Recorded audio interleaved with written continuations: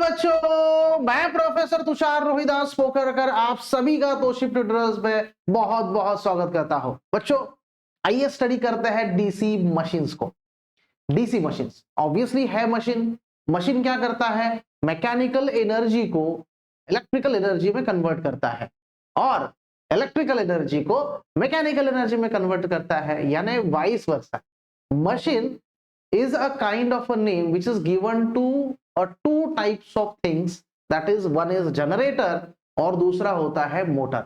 जहां पे electricity consumption होता है, यानी जो इलेक्ट्रिसिटी को कंज्यूम करके मैकेनिकल एनर्जी में कन्वर्ट करता है बच्चों, उसको बोलते हैं मोटर। और जहां पे आप इलेक्ट्रिसिटी जनरेट करते हो उसको बोलते हैं जनरेटर। किसका यूज करके? मैकेनिकल एनर्जी का। यानी फॉर एग्जांपल सर, जनरेटर यानी जहां पे आप देखोगे पावर प्लांट्स में क्या करते हो, आप स्टीम टरबाइन को रोटेट करवाते हो और आपका इलेक्ट्रिसिटी जनरेट होता है, और उसी को हम बोलते हैं इलेक्ट्रिसिटी जनरेटर। मोटरिंग एक्शन में ऑब्वियसली हम वो जो इलेक्ट्रिकल एनर्जी है उसको यूटिलाइज करते हैं। यानी ये दो टाइप के क्या है? मशीन्स है। मिलके क्या बनते हैं? मशीन बनते हैं। और इसीलिए हमें पढ़ना है सबसे पहले मशीन के बारे में कि भाई ये मशीन है क्या। तो सबसे पहले डीसी जनरेटर ये हमारा टॉपिक है, बट उसको ही हम डीसी मशीन भी बोलते हैं। तो obviously we will study about DC machine construction which is same for DC generator also and DC motor also. आइए देखते हैं बच्चों क्या है डीसी जनरेटर में। सबसे पहला कॉन्सेप्ट, डीसी जनरेटर क्या है? तो एसी जनरेटर में हम एसी को जनरेट करेंगे, डीसी जनरेटर में डीसी को जनरेट करेंगे। यानी DC generator is an electrical machine that converts mechanical energy into electrical energy, that is direct current electricity. This conversion is based on the principle of production of dynamically induced EMF. Dynamically यानी जिसमें आपका जो भी EMF है वो induce किसके वजह से हो रहा है? Due to the movement, due to the motion of the conductor. और उसी को हम डायनामिकली बोलते हैं। स्टैटिकली यानी जिसमें दोनों कॉइल क्या है? स्टेशनरी है, राइट। तो ये सब बेसिक चीजें आप ऑलरेडी पढ़ चुके हो। तो यहाँ पे ऑब्वियसली चाहते हैं डीसी मशीन में construction of a DC machine, इस वीडियो में हम देखने वाले हैं। तो कंस्ट्रक्शन ऑब्वियसली कोई भी मशीन हो, सबसे पहले तो ये आपको ब्रीफ आइडिया होना चाहिए कि कोई भी मशीन हो दुनिया भर का, उसमें दो इंपॉर्टेंट पार्ट होते हैं, एक होता है स्टेटर और दूसरा होता है रोटर। तो वही इसी में भी होने वाला है। आइए देखते हैं in detail. A DC generator can be used as a DC motor without any constructional changes. बच्चों ये चीज को समझो, without any constructional changes DC generator can be used as a DC motor. यानी वही का वही कंस्ट्रक्शन है, कुछ भी चेंज नहीं है दोनों में। तो इसलिए ये कॉमन है डीसी मशीन का कंस्ट्रक्शन। ये क्वेश्चन आपको पूछा जाता है, right. So when vice versa is possible, thus a DC generator or a DC motor can be broadly termed as a DC machine. Can be broadly termed as a DC machine. This basic constructional details are also valid for the construction of a DC motor. Hence, let's call this point as a construction of a DC machine. So obviously DC generator का construction नहीं, DC machine का हम construction देख रहे हैं, right? तो आइए देखते हैं इन डिटेल डीसी मशीन हमारा दिखता कैसे है। देखो बच्चों, ये बहुत इंपॉर्टेंट पार्ट है, इसको ठीक से समझो, समझना बहुत इंपॉर्टेंट है। देखो स्टेटर एंड रोटर दो पार्ट होते हैं। बाहर वाला पार्ट है रोटर थोड़ी होगा, अंदर वाला पार्ट क्या होता है? रोटर होता है। ये किसी भी मशीन में कॉमन है। तो ऑब्वियसली जो बाहर वाला पार्ट आपको दिखाई दे रहा है उसको बोलते हैं योक। क्या बोलते हैं? योक। यो नहीं, योक। योक बोलते हैं इसको। क्या बोलते हैं? योक। बाहर वाला फ्रेम जो है ना उसको योक बोलते हैं, राइट। तो उसको इन डिटेल हमें पढ़ना है। मेन पार्ट्स जो है वो, और प्लस जो एडिशनल पार्ट्स जो भी ऑक्सिलरी पार्ट्स होते हैं वो उनको हमें पढ़ना है, उनके मटेरियल्स के बारे में जानना है कंस्ट्रक्शन में, राइट। तो योक जो आपको दिखाई दे रहा है उसके अंदर आपको यहाँ पे देखो योक पे प्लेस हुआ कुछ तो दिखाई दे रहा है। ये क्या है? ये आपका बच्चों पोल है। क्या ये पोल? इसको बोलते हैं पोल। और ये जो पोल है ना, ये मैग्नेटिक पोल बोलते हैं इसको, क्योंकि इसके अंदर मैग्नेटिज्म हम डेवलप करने वाले हैं। किसका यूज करके? फील्ड कॉइल्स का। देखो दिख रहा है फील्ड वाइंडिंग, ये फील्ड वाइंडिंग दिखाई दे रहा है ना। देखो कहां से टर्मिनल बॉक्स से आ रहा है, यहां से जा रहा है, यहां से जा रहा है, और यहाँ पे कंटिन्यूसली वो यहाँ पे वाइंड किया हुआ है, और उसके बाद वो टर्मिनल बॉक्स से बाहर जा रहा है। तो उसका ये फील्ड वाइंडिंग है।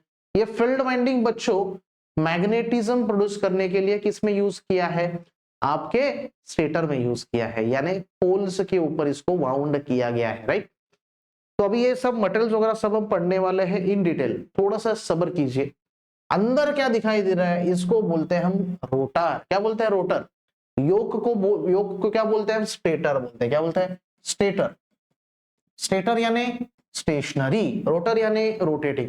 तो ये जो पार्ट आपको दिखाई दे रहा है इसको रोटर बोलते हैं हम जनरल लैंग्वेज में, बट इसको डीसी मशीन में बोला जाता है बच्चों आर्मेचर। क्या बोलते हैं, आर्मेचर। ये जो आपका ये क्या है, आर्मेचर है। देखो ये वाला अंदर वाला जो पूरा पार्ट है ना, ये आर्मेचर है। इसके अंदर आपको देखो ये खड्डे दिख रहे हैं, गड्ढे दिख रहे हैं, गड्ढे मराठी में खड्डे, गड्ढे दिख रहे हैं। तो ये गड्ढे क्यों बनाए गए हैं, इस गड्ढों में हम प्लेस करेंगे वाइंडिंग को। अभी फील्ड में कैसा है ना, यहाँ पे जगह था, क्योंकि फील्ड जो है यानी जो आपका पोल है, फील्ड पोल्स वो एलिवेटेड है, बट यहाँ पे आप देखोगे रोटर को कैसे एलिवेट करेंगे, यहाँ पे बीच में एयर गैप होना चाहिए होता है। क्या चाहिए होना होता है, एयर गैप। किसके बीच में, पोल और आपके आर्मेचर के बीच में क्या बनना होता है, एयर गैप। फिर रोटर रोटेट कैसे होगा, आ रहा है समझ में। और दूसरा भी एक पर्पज है, वहां पे मैग्नेटिक फ्लक्स फ्लो होना होता है, राइट। तो वो ऑपरेशन में हम देखेंगे, बट यहाँ पे ये एयर गैप तो होना चाहिए, तो इसको एलिवेट तो नहीं कर सकते, इसलिए अंदर खिंचका देते हैं।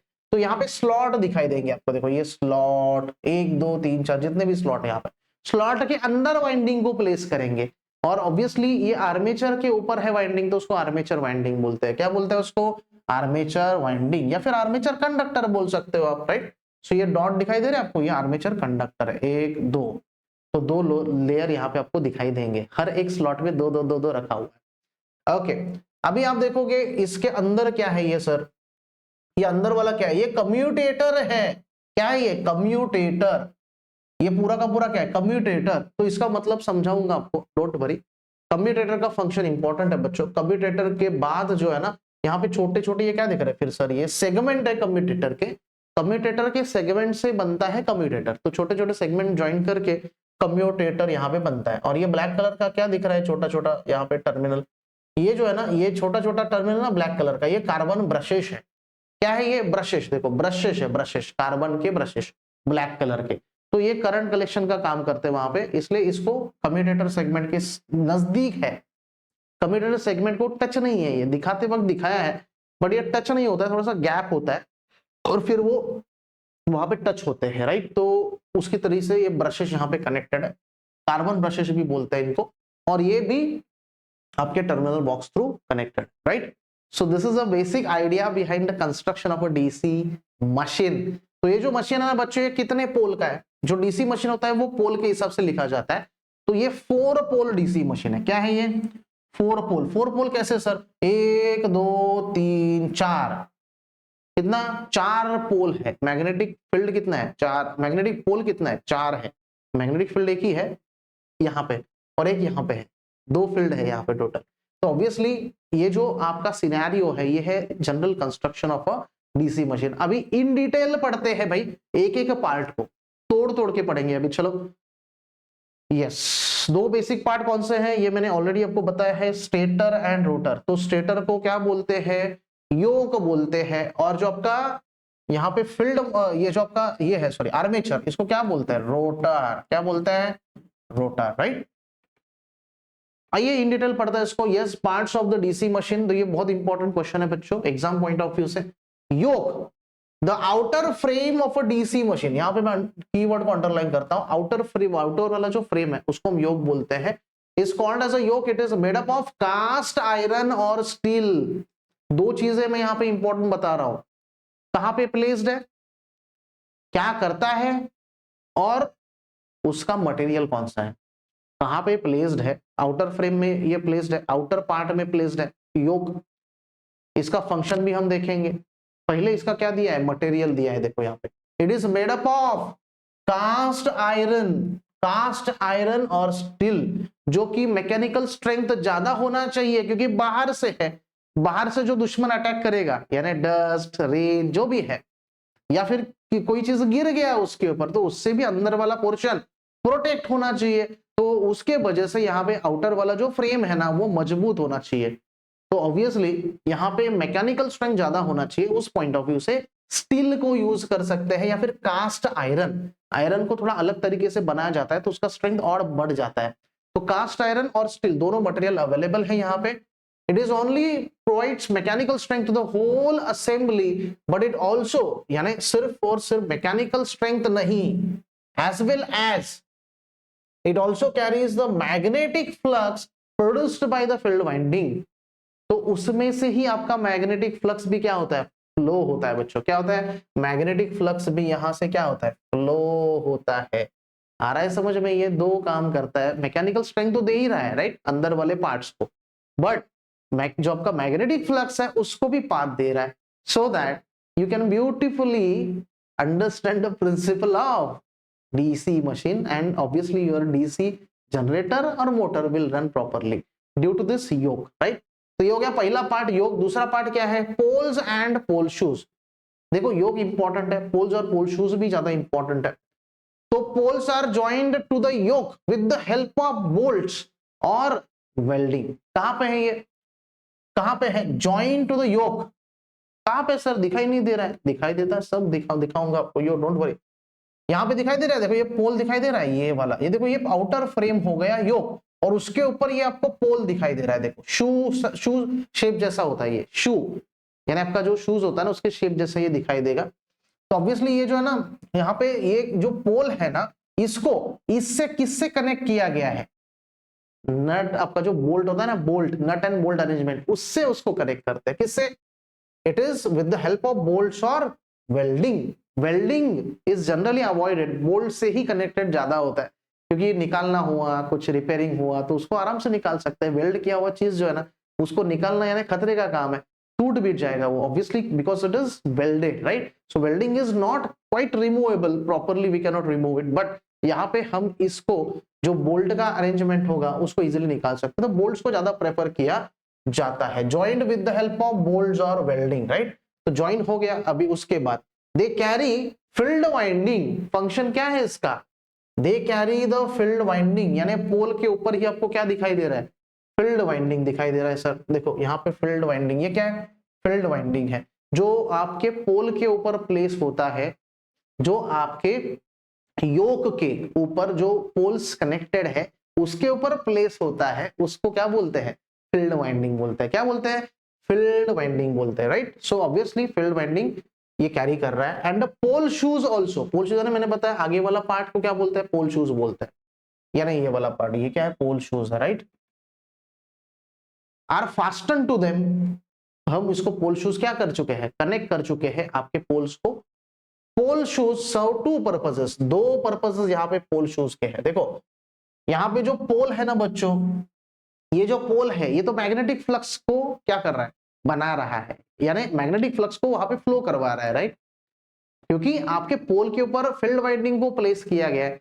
फील्ड वाइंडिंग से जब करंट फ्लो होगा, यानी जब हम करंट सप्लाई करेंगे या फिर जनरेट हो गया, तो वो फील्ड वाइंडिंग से फ्लो होगा और तब जाके वहां पे क्या होगा, मैग्नेटिक फ्लक्स क्रिएट होगा। तो ये जो मैग्नेटिक फ्लक्स है ना, वो पोल में से जाएगा, पोल उसको क्या करेगा, अलाउ करेगा, यानी पोल का जो मटेरियल है वो मैग्नेटिक मटेरियल होना चाहिए।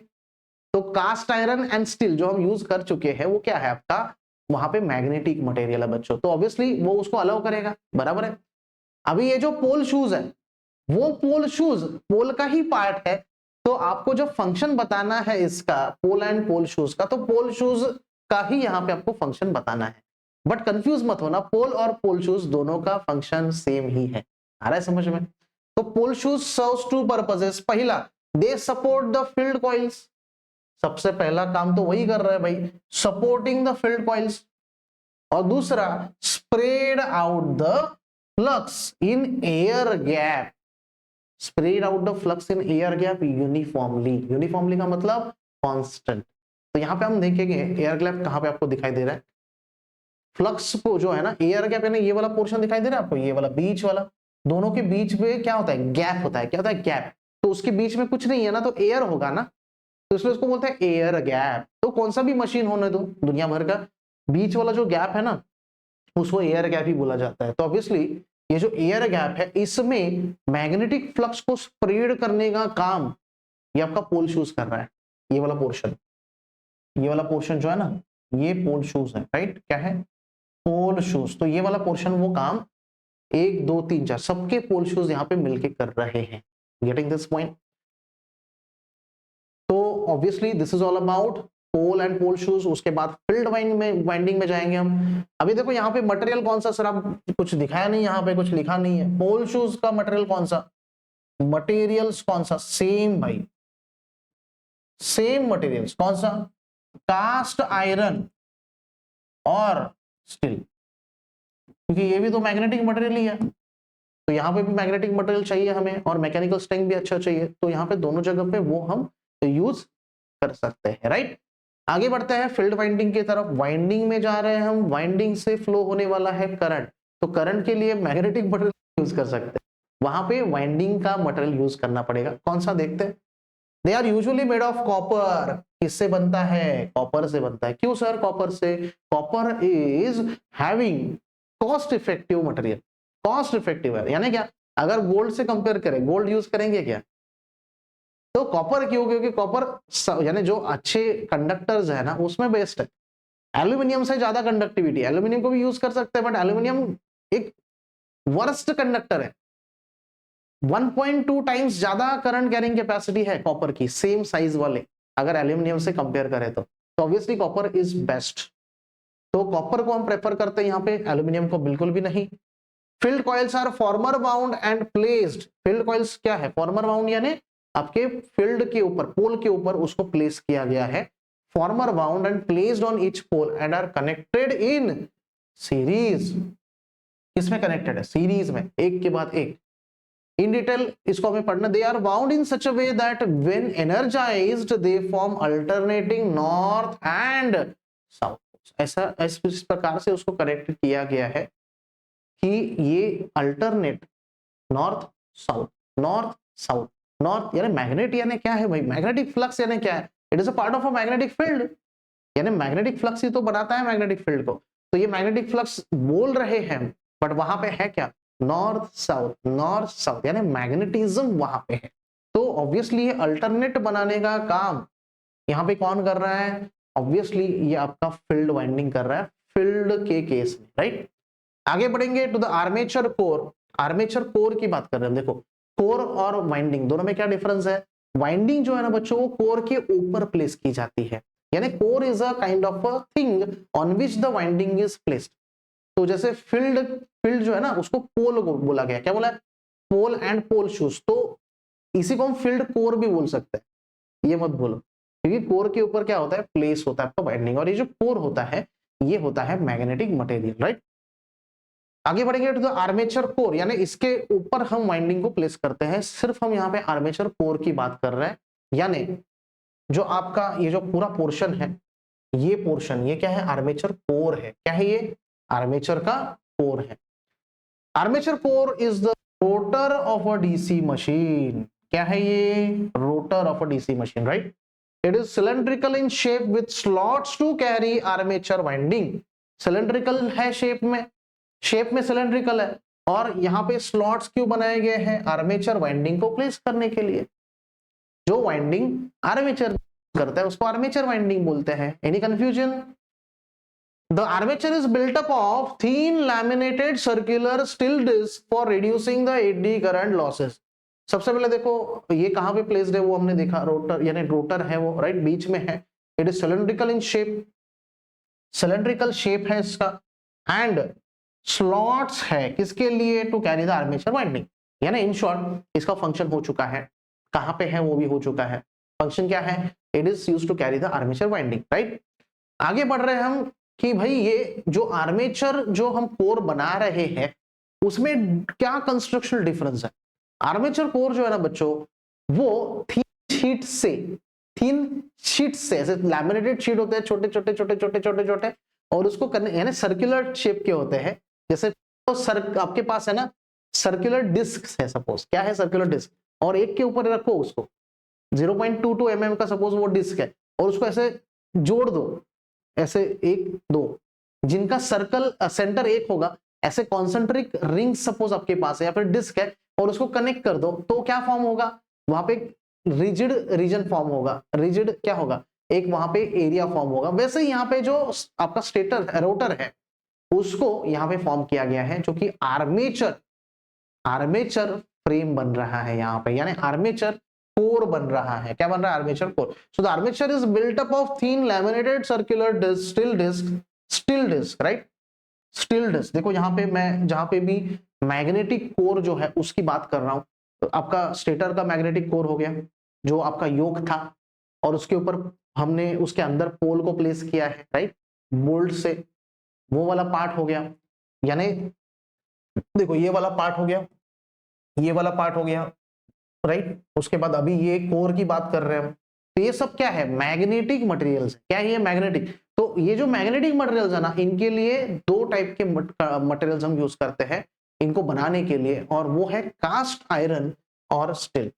ये याद रखो, दो नाम बस, ये तीनों के लिए, राइट।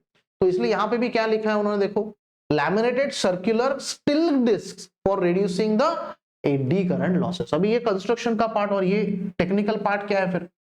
एडी करंट क्या है? एडी करंट ऑलरेडी हम टेक्निकली बहुत बार हर एक सब्जेक्ट में आपको बता चुका हूं, ऑलमोस्ट हर सब्जेक्ट में बता चुका हूं, अभी फिर से बता रहा हूं।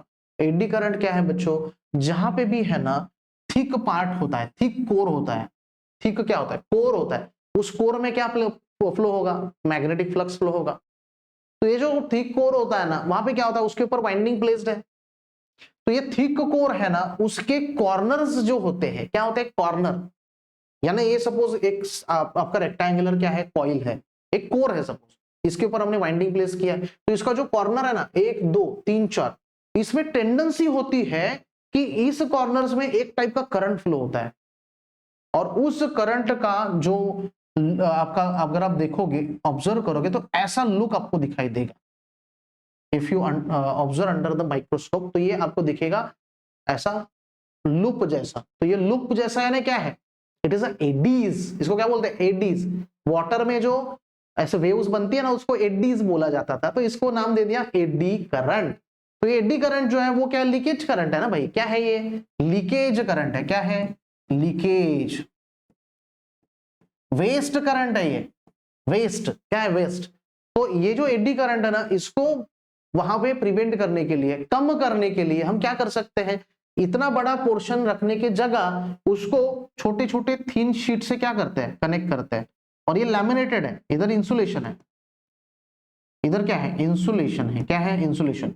तो ऐसे हर एक इसमें इंसुलेशन होगा, तो एडी करंट फ्लो कैसे होगा? वो तो छोटा छोटा छोटा छोटा होते जाएगा। यानी इसमें, इस छोटे से पार्ट में एडी करंट, इस छोटे से पार्ट में एडी करंट, तो छोटा छोटा एडी करंट कितना इंपैक्ट करेगा?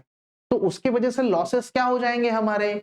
कम हो जाएंगे। आ रहा है समझ में? तो इसलिए एडी करंट लॉसेस को कम करने के लिए यहाँ पे जो आपका कोर है ना, कौन सा भी होने दो, अभी बाहर वाला कोर को तो जनरली नहीं हम बना सकते, क्योंकि वो तो उसको हमें मैकेनिकल स्ट्रेंथ ज्यादा रखना है, यानी योक को। बट यहाँ पे अंदर वाला जो कोर है, आर्मेचर कोर, उसको हम जरूर कर सकते हैं, क्योंकि बाहर से तो प्रोटेक्टेड है वो, तो उसको छोटे छोटे लैमिनेट शीट से कनेक्ट करके एक थॉरफ कोर बनाते हैं, और उस कोर को हम बोलते हैं बच्चों आर्मेचर कोर। तो it may be provided with air ducts, air ducts भी उसके अंदर प्रोवाइड किए जाते हैं to provide the air cooling, और that is air flow for cooling purposes. Armature is keyed to the shaft, और इस आर्मेचर को हम शाफ्ट को कनेक्ट करते हैं बच्चों। किसको कनेक्ट करते हैं? शाफ्ट को। देखो यहाँ पे ये जो दिख रहा है आपको, ये बीच वाला, ये दिख रहा है, दिस इज योर शाफ्ट। यहाँ पे एरो से आपको दिखा देता हूं, यहाँ पे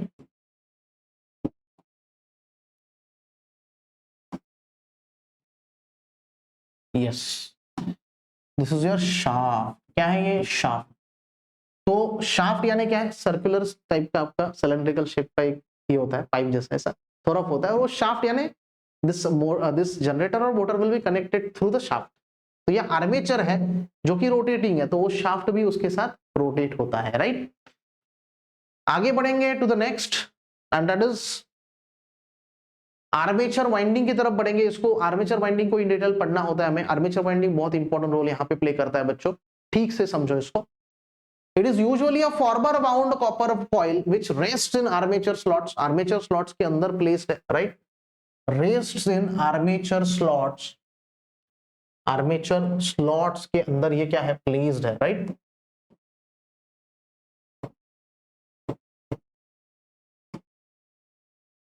Armature slots के अंदर ये क्या है? Placed है। The armature conductors are insulated from each other and also from the armature core. Armature कोर के ऊपर प्लेस्ड है, बट उसको इंसुलेट करना पड़ेगा। आर्मेचर कोर यानी डायरेक्ट ऐसा नहीं होता है बेयर कंडक्टर है उसको उसके ऊपर प्लेस कर दिया, ऐसे कभी भी नहीं होता है। आर्मेचर कंडक्टर्स एक दूसरे से और कोर से क्या होते हैं, इंसुलेटेड होते हैं। क्या होते हैं, insulated. Armature winding can be bound by one of the two methods, lap winding और वेव वाइंडिंग। लैप वाइंडिंग और वेव वाइंडिंग, इसको हमें इन डिटेल पढ़ना है बच्चों, इसके बारे में क्वेश्चन ज्यादा पूछा जाता है, लैप एंड वेव वाइंडिंग, तो इसको पढ़ेंगे in detail. Double layer lap और wave windings are generally used. A double layer winding means that each armature slot will carry two different coils। तो कैसे क्या, सब आपका डाउट क्लियर होगा जब आप डायग्राम देखोगे वो। ओके, सो अगर कंस्ट्रक्शन सिर्फ पूछा पूरे डीसी मशीन का तो इतना आपको लिखना है, इन डिटेल लैप और वेव को नहीं लिखना होता है। बट अगर सिर्फ और सिर्फ आर्मेचर कंडक्टर्स के बारे में पूछा, आर्मेचर वाइंडिंग के बारे में पूछा, तो आपको इन डिटेल लिखना पड़ेगा कि आर्मेचर वाइंडिंग यानी ये आपका क्या क्या हो सकता है, एंड उसके बाद लैप एंड वेव वाइंडिंग को दोनों को एक्सप्लेन करना होगा, राइट। कम्यूटेटर एंड ब्रशेस के बारे में पढ़ते हैं बच्चों। Yes, physical connection to the armature winding is made through a commutator brush arrangement. आपका जो आर्मेचर वाइंडिंग है वो आर्मेचर वाइंडिंग किसके थ्रू कनेक्टेड था, आपने देखा था वहां पे क्या था, दो चीज, एक था आपका कम्यूटेटर और दूसरा था ब्रश, तो दोनों को एक साथ बोला जाता है कम्यूटेटर ब्रश अरेंजमेंट। आइए देखते हैं कैसा, तो आपको यहाँ पे विजुअलाइज होगा। देखो यहाँ पे दिख रहा है आपको, देखो ये कम्यूटेटर है, सेगमेंट है यहाँ पे बहुत सारे, और ये आपके ब्रशेस है, ब्रशेस। तो ये ब्रशेस जो है ना वो करंट को कलेक्ट करते हैं, अगर जनरेशन है तो करंट को कलेक्ट करते हैं और बाहर भेज देते हैं, और अगर मोटर है तो इसको करंट देना पड़ेगा ना, तो ऑब्वियसली ये दे देते हैं, कौन, ब्रशेस दे देते हैं, और जब जनरेशन है तो ले लेते हैं। आ रहा है समझ में। तो ये मशीन में क्या डिफरेंस है, तो कम्यूटेटर ब्रश अरेंजमेंट है। The function of a commutator in a DC generator is to collect the current. Function क्या है याद रखना है आपको, function in a generator, DC generator, right. किसका function, function of a commutator बात हो रही है, ब्रश की नहीं। कम्यूटेटर का फंक्शन क्या है in a DC generator, right, motor नहीं, डीसी जनरेटर में फंक्शन क्या है, is to collect the current generated in armature conductors. Generated armature conductor, अगर मोटर का होता तो क्या होता, कलेक्ट कर रहा है but it is giving to the motor, armature को देना मोटर के केस में होगा, और यहाँ पे लेना, बाहर ले रही है क्योंकि जनरेट हो चुका है। Whereas in case of a DC motor, commutator helps in providing current to the armature conductors। आ गया ना सामने, बराबर है। Commutator consist of a set of copper segments, तो ये जो आपको सेगमेंट दिखाई दे रही है बच्चों, ये कॉपर की बनी हुई है, which are insulated from each other. हर एक सेगमेंट के बीच में क्या है, इंसुलेशन है।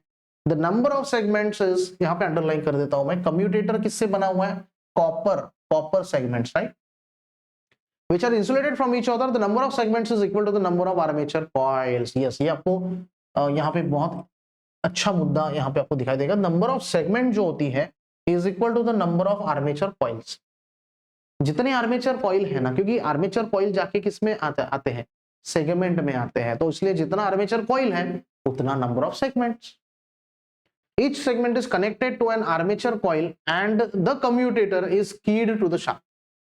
यहाँ पे आपको डायग्राम में थोड़ा बहुत अरेंजमेंट यहाँ पे दिखाई देगा, देखो यहाँ पे दिखाई दे रहा है आपको, देखो ये कम्यूटेटर जो है ना, कम्यूटेटर सेगमेंट जो है उसका नंबर किससे डिवाइड हुआ, किससे डिसाइड हुआ, सॉरी, जितने यहाँ पे आर्मेचर कंडक्टर, यहाँ पे पूरा दिखाया हुआ नहीं है क्योंकि इतनी जगह वहां पे नहीं है, कॉम्प्लेक्स दिखाई देता डायग्राम आपको। तो ये जो वाइंडिंग है ना, ये वाइंडिंग कम्यूटेटर के हिसाब से बनाई हुई है, या फिर कम्यूटेटर वाइंडिंग के हिसाब से बनाया हुआ है।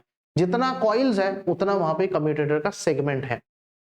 Each segment is connected to an armature coil and commutator is keyed to the shaft। commutator shaft को वहां पे कनेक्टेड होता है, commutator डायरेक्टली नहीं होता है but it is connected to the shaft। Brushes are usually made from carbon. ये जो ब्रशेस है ना, इसको नाम ही दिया गया कार्बन ब्रशेस, तो ये कार्बन से बनी होती है, और ग्राफाइट, कार्बन और graphite. They rest on the commutator segments. Commutator segment पे वो रेस्ट होती है, यानी जैसे कम्यूटेटर सेगमेंट मूव होगा वैसे वो ब्रशेस आ रहे हैं समझ में। जैसे जैसे कोई सपोज है ना, आपको गाड़ी धोना है और उसके जो व्हील है ना उसको नीचे ब्रश से कनेक्टेड है, तो व्हील रोटेट हो रहा है, वैसे वो ब्रश उसको क्लीन करवाते जा रहा है, वैसे ये कलेक्शन का काम कर रहा है। They rest on the commutator segments and slide on the segment when the commutator rotates keeping the physical contact to collect और supply the current. Getting this point? तो ये बहुत ब्यूटीफुल फंक्शंस यहाँ पे दिए हुए हैं हर एक पार्ट्स के। तो ये 6 पार्ट्स हो गए। उसके बाद हम जाएंगे बच्चों no doubt about the types of armature winding के पास, जिसमें 2 टाइप की आर्मेचर वाइंडिंग होती है और इसका कंपैरिजन भी पूछा जाता है। तो कंपैरिजन भी मैंने नेक्स्ट स्लाइड पे बनाया हुआ है, डोंट वरी अबाउट इट। हर एक चीज की यहाँ पे टूशिप ट्यूटोरियल्स में क्या होती है, चिंता होती है बच्चों को के बारे में सोचा जाता है कि यहाँ पे बेसिकली आपको कौन से टाइप के क्वेश्चन आने वाले हैं, क्योंकि हर एक चीज यहाँ पे आपको ऐप में ही मिलनी चाहिए, बाहर जाके आपको ढूंढने की जरूरत नहीं पड़नी चाहिए। आइए देखते हैं बच्चों what is lap winding. Lap winding और वेव वाइंडिंग दोनों आपको सामने दिखाई देगी। यहाँ पे लैप में क्या डिफरेंस दिखाई दे रहा है आपको? देखो स्लॉट 1 से ये सेगमेंट है, क्या है कम्यूटेटर का? ये सेगमेंट है, सेगमेंट 1 2 3 सेगमेंट यहाँ पे दिखाया गया है। तो हर एक सेगमेंट दिखाने की जरूरत नहीं, 3 सेगमेंट आपको दिखाई देंगी 1 2 3। एक सेगमेंट से यहाँ पे कॉइल निकला है, देखो कॉइल निकला, कंडक्टर निकला, दूसरे एंड पे जाके डॉटेड देखो ओवरलैप हुआ है। क्या हुआ है? ये जो ग्रीन कलर का है ना, ये दूसरा कॉइल है। क्या है? ये दूसरा कॉइल। तो दोनों कॉइल एक दूसरे से क्या हुआ है? ओवरलैप हुए हैं। क्या हुआ है? ओवरलैप। और देखो ये कॉइल 1, यस, यहाँ पे 2 सेकेंड सेगमेंट में आके बंद हो चुकी है और वहां से दूसरा कॉइल स्टार्ट हो रहा है, राइट? तो ये एक दूसरे को क्या है? पैरेलल है। क्या है? एक दूसरे को पैरेलल है। क्या है? ये पैरेलल। ये जो 2 पाथ है एक दूसरे को पैरेलल है और ओवरलैप हो चुके हैं, राइट? तो ये आपको दिखाई दे रहा है यहाँ पे। इसमें आते देखो यहाँ पे ये थोड़ा सा आपको पिक्चर क्लियर कर देगा शायद। कम्यूटेटर बार देखो यहाँ पे ऐसा दिखाई देता है। कम्यूटेटर बार कॉपर के होता है ना, कॉपर का बना होता है ये। किसका? कॉपर। तो आपको यहाँ पे ये ऐसा रेडिश कलर यहाँ पे दिखाई देगा। आर्मेचर शाफ्ट देखो, कम्यूटेटर सेगमेंट, और यहाँ पे ये आर्मेचर शाफ्ट को कनेक्टेड है। वाइंडिंग ये आपका कॉइल वाइंडिंग है जो कम्यूटेटर सेगमेंट्स में आ रहा है। स्टैक टूथ है ये स्टैक यानी किसका है? ये आर्मेचर है। तो ये आर्मेचर का स्टैक्स है यहाँ पे, जो यहाँ पे बनाया है, राइट? सो दिस इज एक छोटा सा पिक्चर जो आपको प्रैक्टिकल मोटर, जब आप मोटर देखते हो या फिर जनरेटर देखते हो तो आपको ऐसे दिखाई देगा वो, राइट? सो यहाँ पे देखेंगे, देखो ये आपका हो गया। मैं बात कर रहा था लैप वाइंडिंग, जिसको हम डिटेल में पढ़ते हैं, फिर जाते हैं वेव वाइंडिंग के पास। So in lap winding the armature coils are connected in a way that they overlap each other. पहले ही बता चुका हूं, overlap each other. This means that overlap का मतलब क्या होता है? देखो ना, एक जा रहा है यहाँ पे और दूसरा उसके ऊपर से ही जा रहा है, ऊपर से ही जा रहा है, तो यानी ओवरलैप बोलते हैं उसको। क्या बोलते हैं? Overlap. This means that the starting end of one coil, starting end यानी देखो starting end of one coil is connected to the finishing end of the other coil. देखो ये जो पहला कॉइल है इसका फिनिशिंग एंड किधर है? इधर है।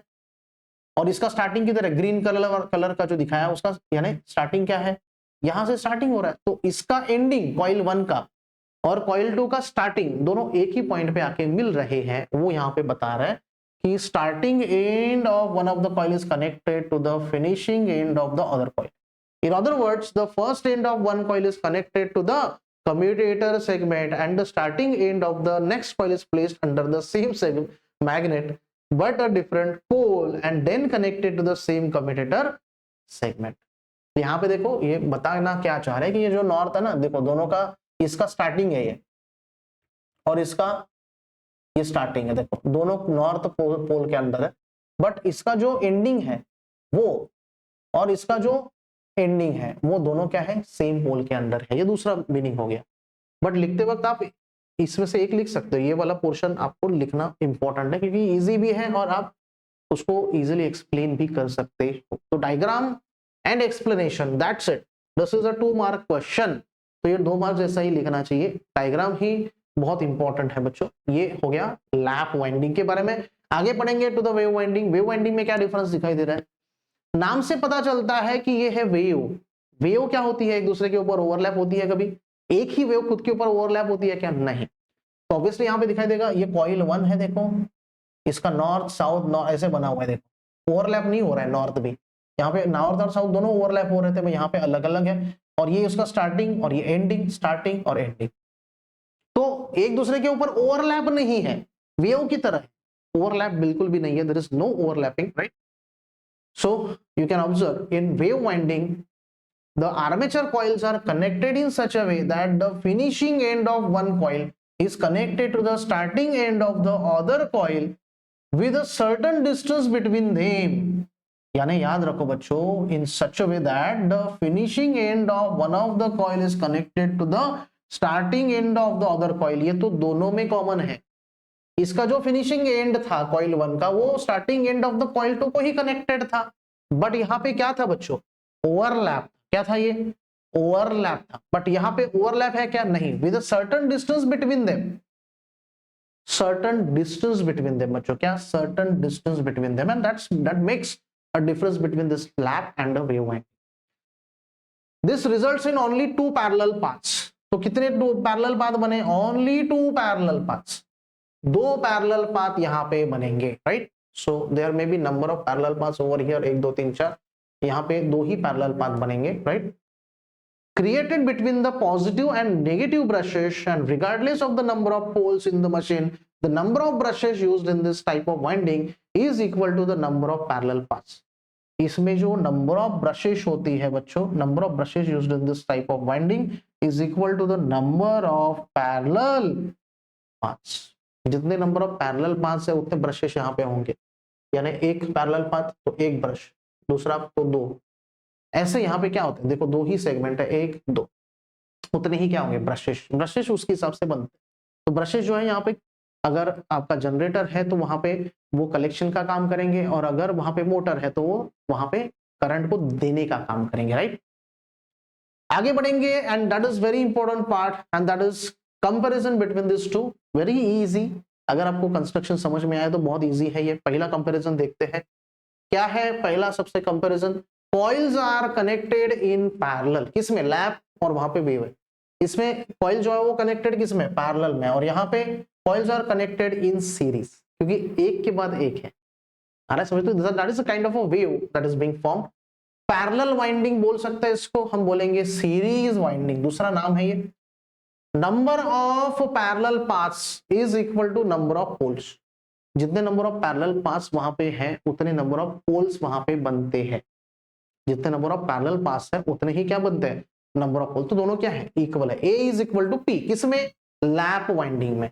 नंबर ऑफ, इसमें क्या है, इसमें क्या इक्वल है, number of parallel paths A is equal to always 2, क्योंकि इसमें एक पोल के अंदर एक ही पैरेलल, एक ही या दो ही पैरेलल पाथ यहाँ पे बनेंगे। तो टोटल कितने बनेंगे, 2 बनेंगे। टोटल पैरेलल पाथ कितने बनेंगे, 2 बनेंगे, right. Number of parallel paths A is always equal to. उसके बाद है रिक्वायर्स इक्वलाइजर रिंग्स, इसमें एक्स्ट्रा क्या लगता है, इक्वलाइजर रिंग्स लगती है फ्लक्स को मैनेज करने के लिए, और इसमें no necessity of equaliser rings, right. तो सिर्फ इसको याद रखो ये पॉइंट को। Dummy coils are not required, कुछ भी डमी कॉइल्स की यहाँ पे रिक्वायरमेंट नहीं है मैग्नेटिक फ्लक्स को एडजस्टमेंट करने के लिए। जब हम ऑपरेशन देखेंगे तो ये आने वाला है सब, डोंट वरी। बट यहाँ पे आपको कंपैरिजन में इसको लिखना है, क्योंकि जितना आपको ज्यादा कंपैरिजन याद होगा उतना आपको यूजफुल होगा। उसके बाद है used in low voltage high current machines. Low voltage LV machine जो होती है, लो वोल्टेज और हाई करंट, जो लो वोल्टेज पे चलने वाली और हाई करंट पे चलने वाली मशीन्स है उसमें यूज करते हैं। यहाँ पे उल्टा high voltage and low current machines में हम प्रेफर करते हैं वेव वाइंडिंग को। जनरेट्स लेस ईएमएफ, तो ऑब्वियसली इसलिए यहाँ पे क्या बोला गया है, लो वोल्टेज। लो वोल्टेज यानी अगर ईएमएफ ही वो क्या कर रहा है, ले से जनरेट कर रहा है, तो ऑब्वियसली लो वोल्टेज पे यूज होगा, राइट। और यहाँ पे जनरेट्स, अगर जनरेटर की बात करें तो मोर ईएमएफ ये जनरेट करता है वेव वाइंडिंग। और सबसे एंड वाला point, necessarily required for large current applications, यहाँ पे हो चुका है वो हाई करंट मशीन्स, बट यहाँ पे एक्स्ट्रा पॉइंट लिख दो, आपको क्या पॉइंट बढ़ाना है बस। So no suitable for, not suitable for large current applications, so that makes a difference between lap and आपका wave winding. So that is all about the DC machine. अभी next video में बच्चे directly बात करेंगे आपके DC generator के बारे में in detail, that is starting from the principle of operation हम करेंगे start. So thank you very much for watching this video, we will meet in the next video with the next content. Thank you very much.